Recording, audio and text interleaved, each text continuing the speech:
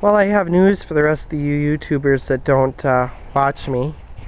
Anybody who has me on Facebook's already heard about this. But I got myself a 1999 Saturn SL2 about 2 weeks ago. And it's a great little car.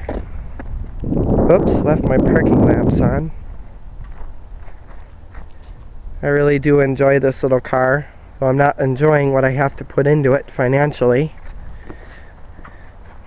It needs a new control arm, ball joint in front, and a new passenger side tire. New tires by fall. $2,500 though is not a bad deal for a car with 130,000 miles in today's world.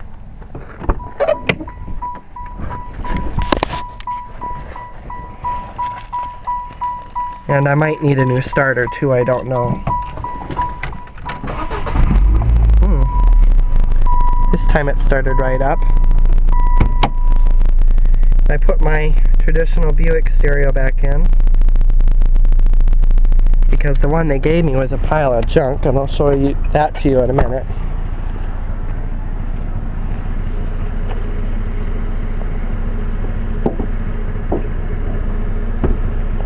If I can get this hood open. There's a trick to it that I haven't quite mastered just yet. Here we go. It's a little 1.9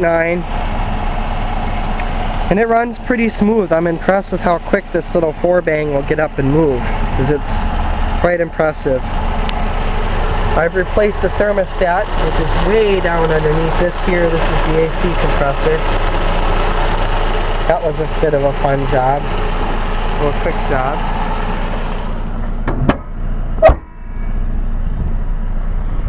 I'll show you this junk radio I got. Because my sub will eventually be going in here.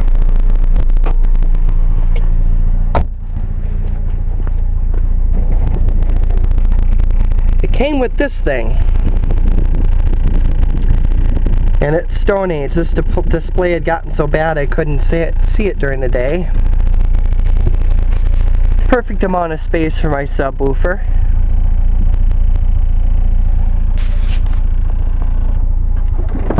Not all bad.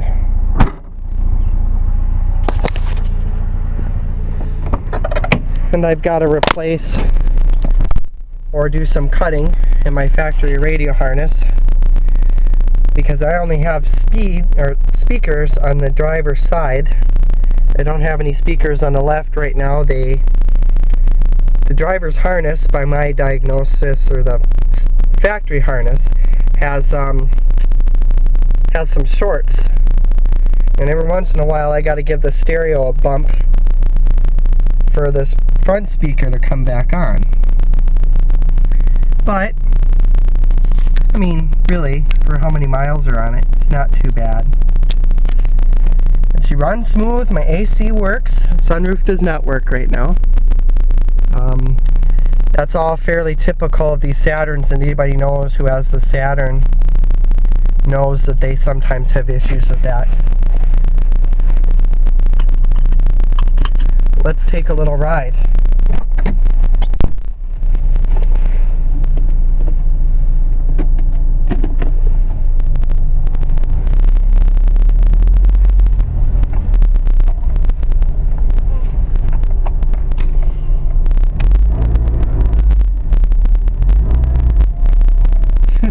Reversing this thing sounds a lot like a stick shift. It whines. And those of you who have not driven a Saturn, it's definitely a very interesting ride. I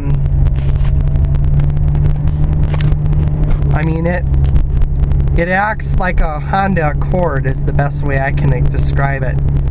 The gearing on it's really weird, for instance. Has an interesting way of speeding up and slowing down. But you know, overall shape of this car, 1 to 10, I'd probably say is a nice 7 or 8 actually. For being 13 years old, it's not in that bad a shape. I don't want to drive in this gravel. I'm gonna turn around. just washed the car today.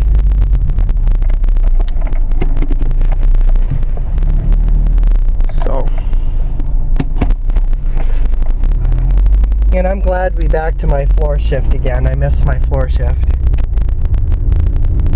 The one biggest thing compared to my LeSabre that I miss about this car is the ride. And the speaker system. Because you'd never know it. I mean, the one that was in my LeSabre was a bass sound system. Bass. It didn't have concert sound. Hell, the thing didn't even have power mirrors. But you know, it was an absolute sound box. And this thing, Saturn's, keeping with the economy car tradition, it's got its rattles and its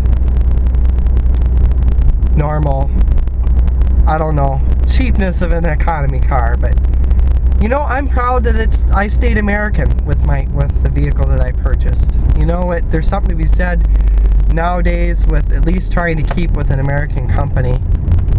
And granted, Saturn's not alive anymore, but you know, it's still a GM product one way or the other. Although I much rather, if I was gonna buy brand new right now, folks, keeping with today's world, it would probably be a Ford. So, but anyway, I just thought I'd share this with you. It's a nice day in middle of March. So, anyway, you folks have a good day.